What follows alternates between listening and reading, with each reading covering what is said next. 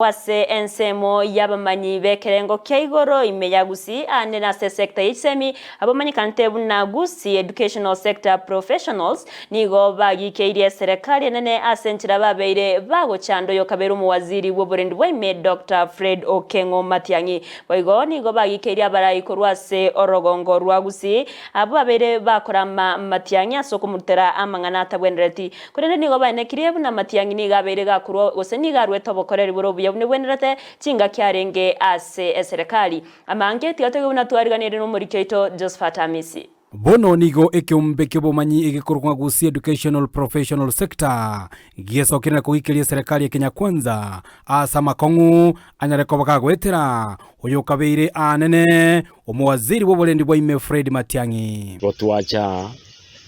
asota gakorokia okoba amo n'abantu bande nakubwa mono gusaba abagusi ba minto koba amo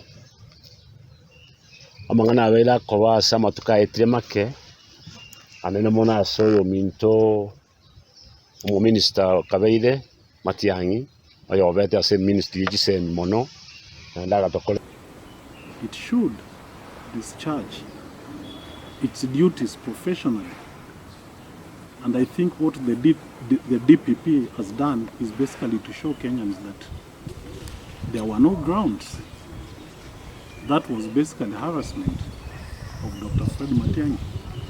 And I want to believe, I'm convinced that whatever decision the DPP arrived at was not influenced by politics. Because even we saw what was happening at the DCI, there were no grounds. If you look at the charge sheet, you could clearly tell that there, it was it didn't have the weight. There was basically nothing. That was political harassment. Abara ya boigo nigo bagikeirie gatiensemo ya baraikorwa sorogongo rwa Gusii abanyareko bagokwana bobe igoro ya makongu ayo Matiang'i akogendera ko bagagwetera ase serikali ya Kenya Kwanza barai tosaba n'abarai baito bande kubwateka naito abere to kuigwa agokwana n'abande babo bayatige kabisa kwamanya koimuka kwagenda ase nse abande wachi kwandikira chianga chiao kiri kitalindabu. That was a big mistake. Anama mocha manene twarora nekero yo muita gosire tari okwenda iskari kugokia bandi asoko murama na kumushambulia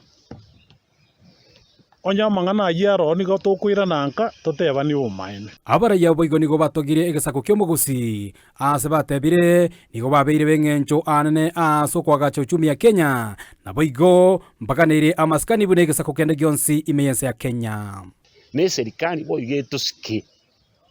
kiagera na intunto bwate egetaria serikali to wento to gokora gekolete serikali ekoba igoro economy yense etekoletu goronyo mu Gusii tarime kiara nyambona ikora economy igere ndire mono naba Gusii na bantu bande bake so obwanjani bobe osikana kobe esabara ibaito bali barobisi bali balengo obisi bali bataraso obisi na bantu banse kunsi kwa jumla naro twataka gote base tukulia leo igoro yoko chamo anena segesako kyo Gusii abara yabo nigo bagokeire egetambo kero Kenyareko bagekoirwa noyore anene mu waziri bw'ekisemi Ezekeri Machogu asoko ne Kenyareko bakubareta amo na boigo kwaneke buno mu Gusii Nyareko bagokwana ase eliogierimo naro chomusike Machogu umu minister bw'ekisemi nero raita manganayo na elders baba Gusii be kanisa ya SDA na abande ba Catholic na ababunge bali abakoro na ababunga ababarororo bagetamu kerine gente kia bakorete